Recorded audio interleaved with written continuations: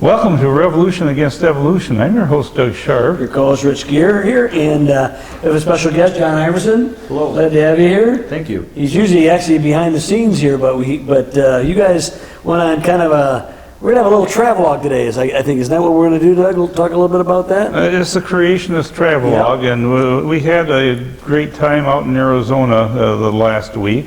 And we were able to see a lot of different things that you and I have seen for quite a bit. But this was John's first time west of the Rockies. And so we were able to show him some of the things that we have enjoyed.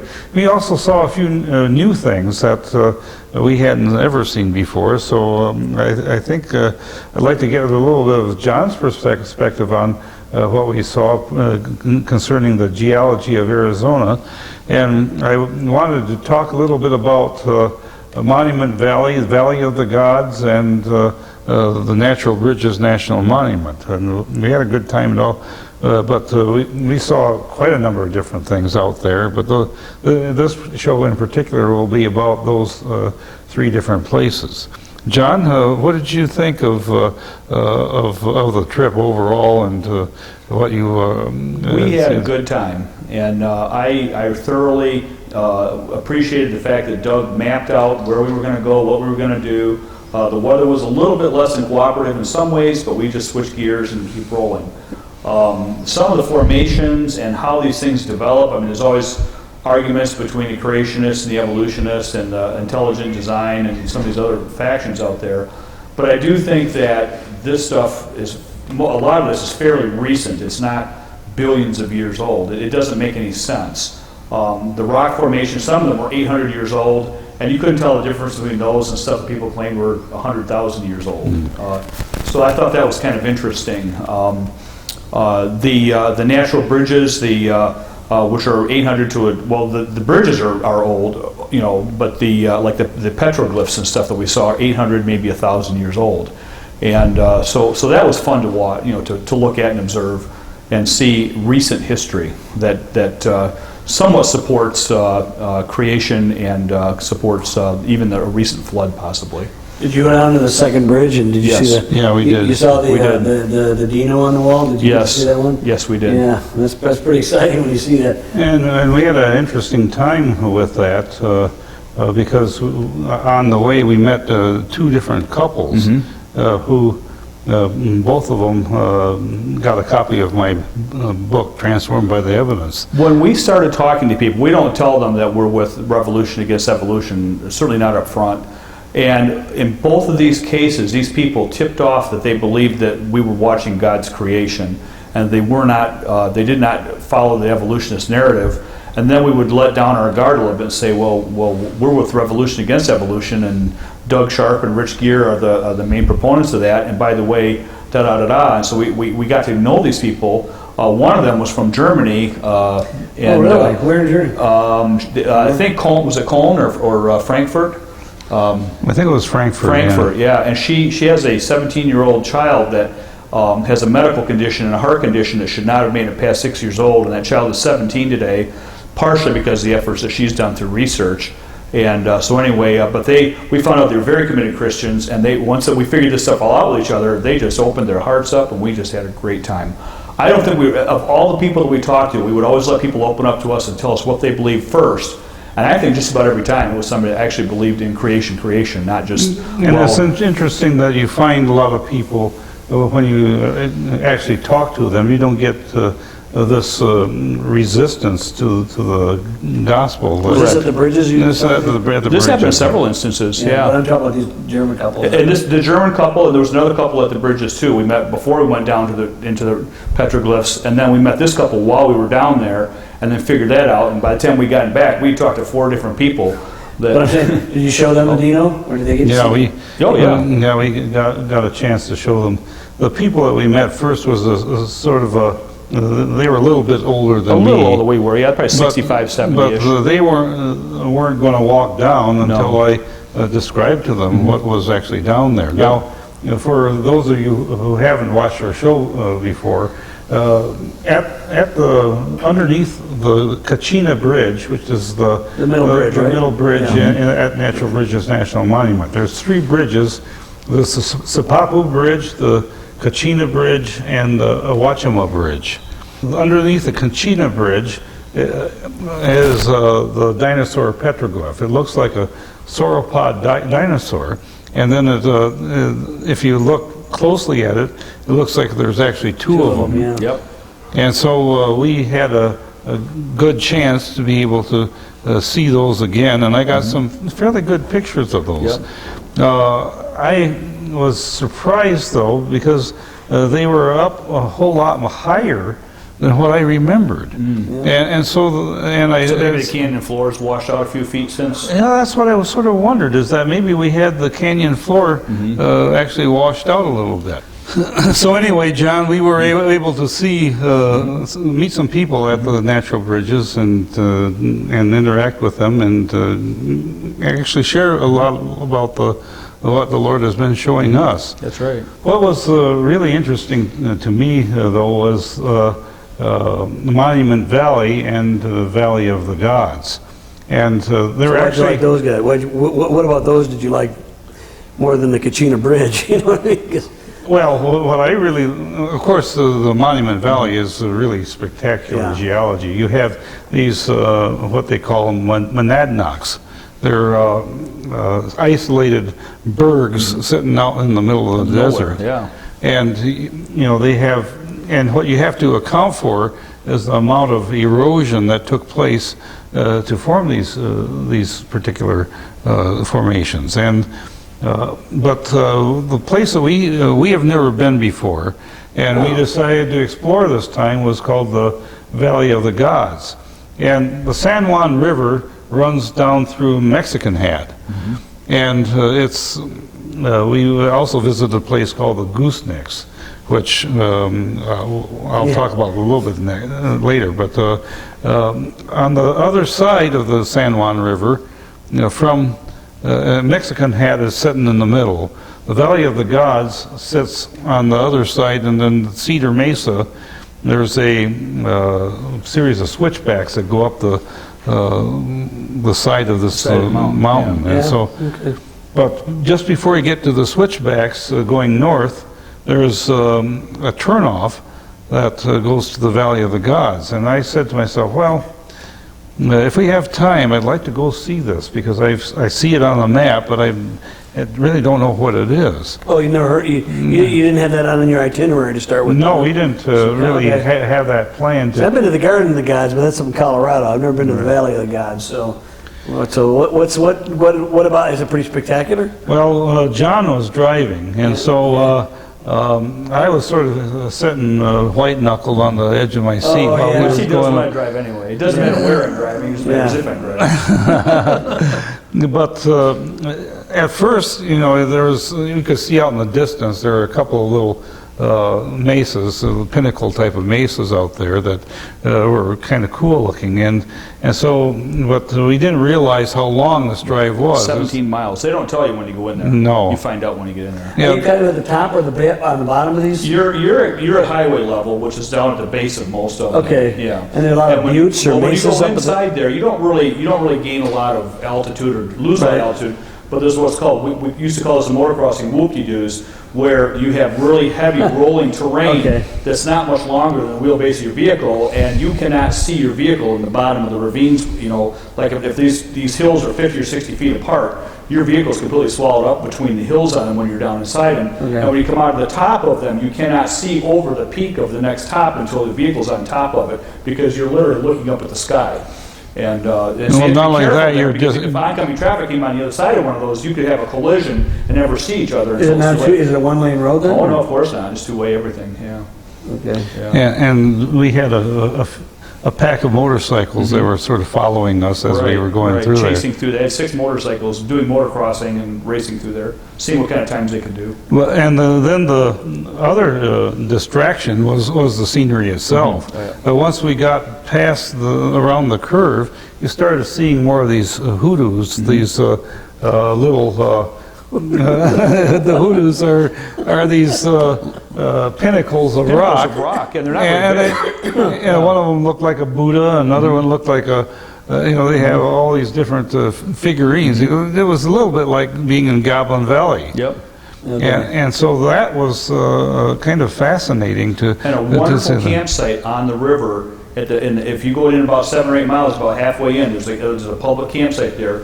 You can stay overnight there if you want. If you have an RV or tents or whatever, you can just pack. You can just camp right there. And Where's really enjoy this is camping. located? Where now, Doug? Oh, Well, you know where Monument Valley is, and then you go up those switchbacks that goes to the natural bridges. Okay. It's between there, and it's there. beyond Mexican Hat. Yeah.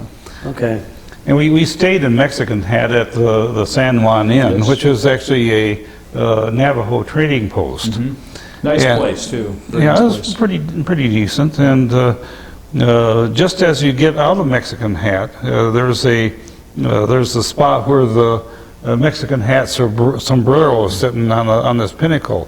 Looks like an upside down Mexican hat. Yep. And behind it are these weird formations that are all convoluted and broken up and like that. And then there's a turnoff that goes to the Goose Necks. And the Goose Necks are meanders in the San Juan River that go like this. And there's about 4 of them that go back and forth like that. And at the state park there, it says that this is one of the best examples of entrenched meanders Yes. found in the world. Swirling lava, it looks like. And it just flows and flows, and it's in very interesting colors. And Is it water or just rock? no, it's rock. It's all rock. Okay. Yeah. Oh, the San Juan River has water. San in Juan it. River runs along the edge of it. Okay. The base of it. The San Juan River actually is probably about the size of the Colorado River in Right. terms of its. And this is definitely not something that water eroded away either. This Right. thing was when it formed like this, it stayed like that. My point with this is that the combination of Monument Valley and the Valley of the Gods and Cedar Mesa, which is all that area, and the Goose Necks, really show an example of a lot of water over a short period of time, creating a valley that's really, in essence, much more eroded than the Grand Canyon itself. Right. It's sort of like you're sitting down in the basin of the Grand Canyon, and you have miles of desert that is all the sediment coming off of these formations. And I think between the Monument Valley and Valley of the Gods, you can maybe have 20 to 30 miles of distance between them. And so you have to account for how that sediment and where it all went. And the reason why you have these standing up formations like that, where there's some of these pinnacles that are left, they have some names for them, like the Stagecoach and the King and the Queen and the Bear and the Rabbit. And these are all, and then there's the Three Sisters, which are like three-pronged things standing up like that, and the totem pole, and the Yebache, which are the dancing, the Navajos named them after those mythology. These formations really are perfect examples of something that you have the rocks that are on top much harder than the rocks that are underneath. And the guy who was giving us a tour at the Monument Valley was telling, I think it was somebody, one of the movie actors, actually climbed the totem pole. I think it was Clint Eastwood. It could have been him, or Really? it could have been Elvis, could have been John Wayne. It could, all the original westerns were filmed out in these areas. Well, that was, John Ford's favorite place was Monument Valley. He Right, loved yeah. to film. All the Stagecoach was filmed there. John Wayne, Rio Bravo, all those old classic westerns were filmed there. That was he found that place back in the, I don't know, it was in the 20s, but definitely by the 30s. Well, they was filming couldn't. there. It wasn't navigable, or you couldn't get in and out of there except on horseback until they started putting roads in the 30s. Yeah. And that was early. That was very primitive. It was still dangerous to be there. Still, it was fun, because when you've been there. So you've never been west of the Rockies? Never have been you? west of the Rockies, and never So, been to Southwest. How did you like that? I thoroughly enjoyed it. If I could afford to move there, I probably would. I know. We met two really, really nice people, Guy Forsyth and David von der David Heide. von der Heide. Great people. David von der Heide was a great host to us. Very, very generous. And He's a very really gracious. nice guy, yeah. Great Yeah, dog, we too. stayed in Nice his dog. house, and he's got a very friendly dog named Augie. Augie the doggy, and she is a honey bunny. Yeah, had a wonderful time. You know, and the things that we saw on the way back from that area, from the Monument Valley, was quite interesting as well. On the way back from Monument Valley, we had a long drive to get to David von der Heide's house. He lives in Flagstaff, and he was actually out in the same area we were, and he was behind us like 4 hours. He stayed over at Canyon de Chelly, and he tried to look for us at Canyon de Chelly, and we had already left to go to Monument Valley. He didn't have a cell phone, and ours wouldn't work out there, so we Yeah. couldn't communicate with him. But it was interesting because when we were at Petrified Forest and Canyon de Chelly, we had 65-mile-an-hour winds.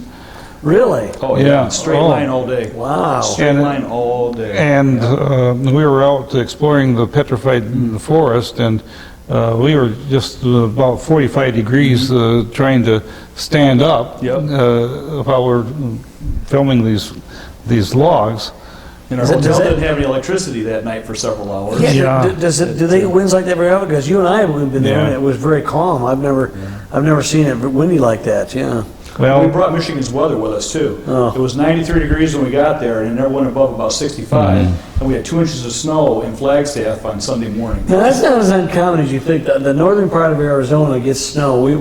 If you get in there like Yeah, early but we were enough- staying over there with meteorologists that did not think that we would get that much snow. In fact, he thought we'd get maybe a little dusting. But how much did you get? 2 inches. Oh, 2 inches. Yeah. Yeah. Okay. and in some places there, I guess we got 7 inches Yep. over A it little by bit north, farther Mammoth. north, a little bit Because farther Grand Mammoth north. Lake, Canyon, yeah. we were there. Remember, we were there the last time we were there in Grand Canyon. Yeah. Did you guys go to Grand Canyon? We did, Yes, we yes. We did, okay. Because it was really cold. I remember we were walking around that one day. We had to have our coats on. And You would rather have that to be there when it's 90 and 100 and then get. Yeah, I've been there both times. Yeah, I have not yet. Yeah. I'm not sure I want to be. Well, we actually had hail in the Grand Yep, Canyon. we did. We had Yeah. hail. Yeah. And what it actually did, though, was that it made for a very interesting and beautiful photography. Absolutely, absolutely. And so it was really a blessing to have the weather, because the clouds, and you could see the rain off in the distance, Yep.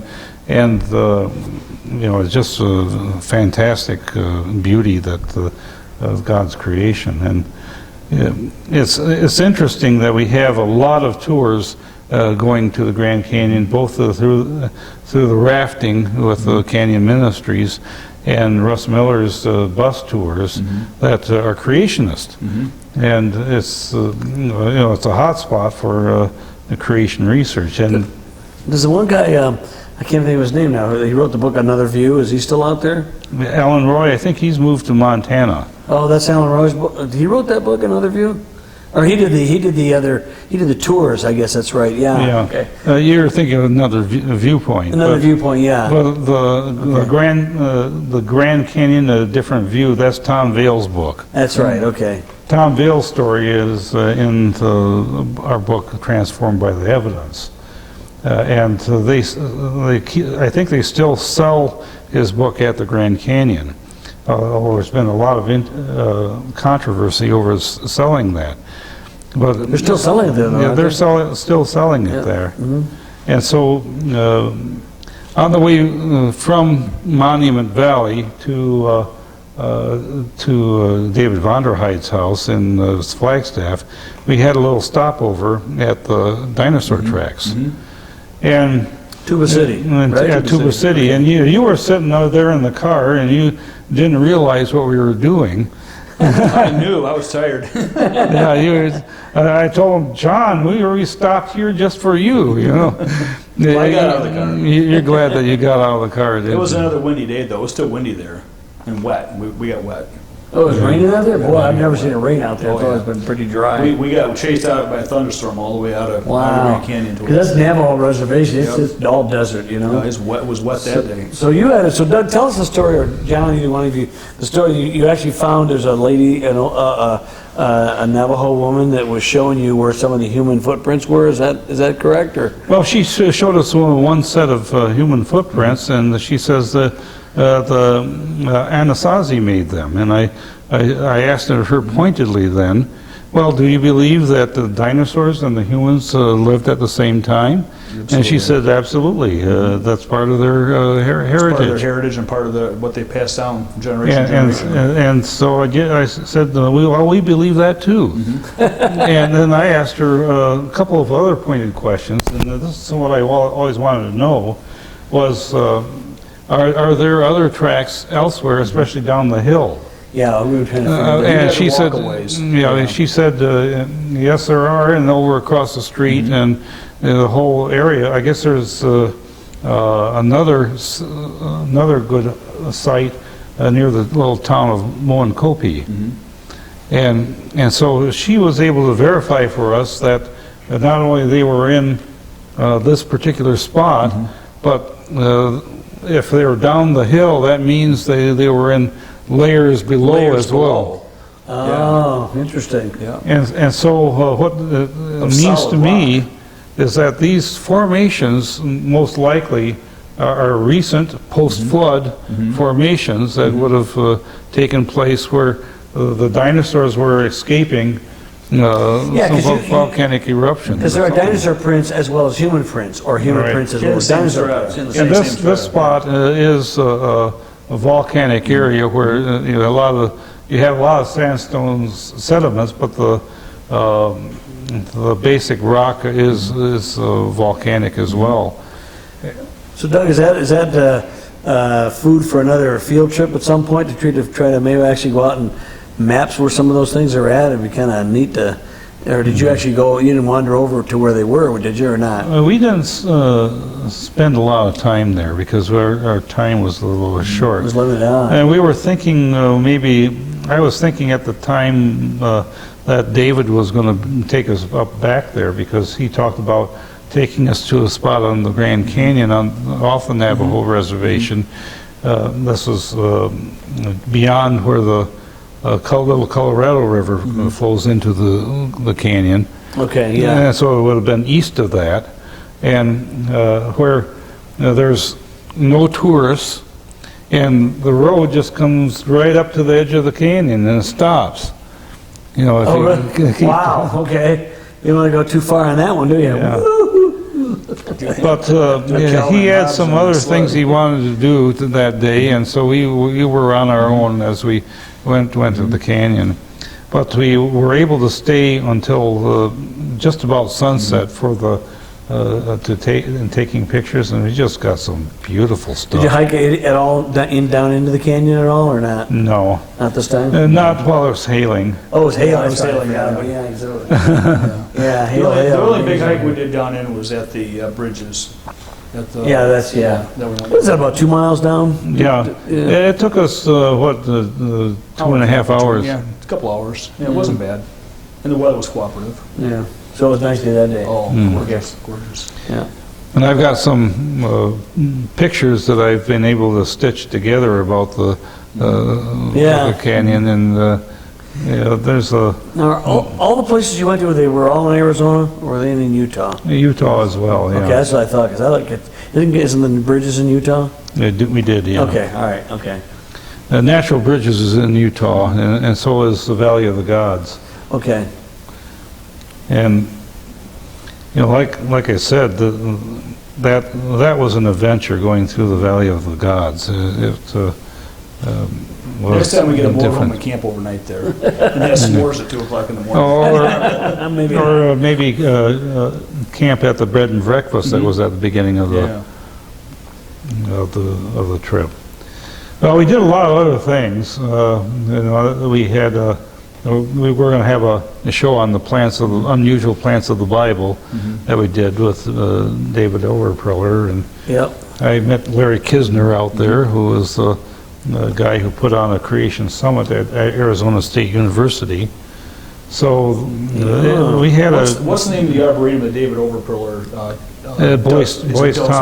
Boyce Thompson Arboretum. Oh my gosh! If you go to Boyce Thompson, you want to request David Overpearler for your guide. Yeah, he will. Tour. They'll give you a nice tour. And they sell some of our videos there. Mm-hmm. They do. And we've maybe have sold about 60 videos there. Mm-hmm. Isn't that the one where they have the pine or the plant that was supposedly extinct? What was the name of that? The Wollemi pine. Wollemi pine. Yeah, they got one of those. Yeah. Well, he had two of them. Both of them died. Oh, they died, huh? And they seemed to look pretty healthy when they were out there last time we were there. Yeah. So, I think somebody overwatered it. Knuckleheads. What can I tell you? Yeah.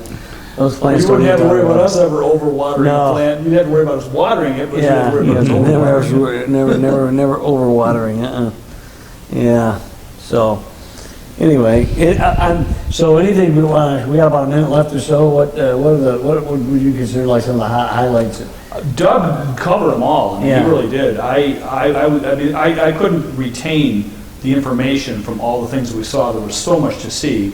And I'll have to go back again. This is the type of trip you can go back 2 or 3 times where it all really does sink in. Well, more than we've been there. Probably, I've been the kid. You probably half a dozen times. You guys have done these trips for, Yeah. 30 years now. This is my first time to be able Yeah. to travel with these Yeah, guys. It it's- won't be the last. And I still can't retain it all. Doug's Right. pretty amazing. He gets it. Well, Doug, so the new Valley of the Gods was kind of something. Is there anything else new that you want to talk about? Or before? Well, I bought a book on the Superstition Mountains, and we'll have to do a show on the Sounds Lost like Dutchman mine sometime. I love that. So, yep. But Yeah. Arizona is a fascinating place. I think a lot of people from Yep. Michigan like to go there, and Nice place to visit. so And would like to live there. we'll see you next time on Revolution Against Evolution.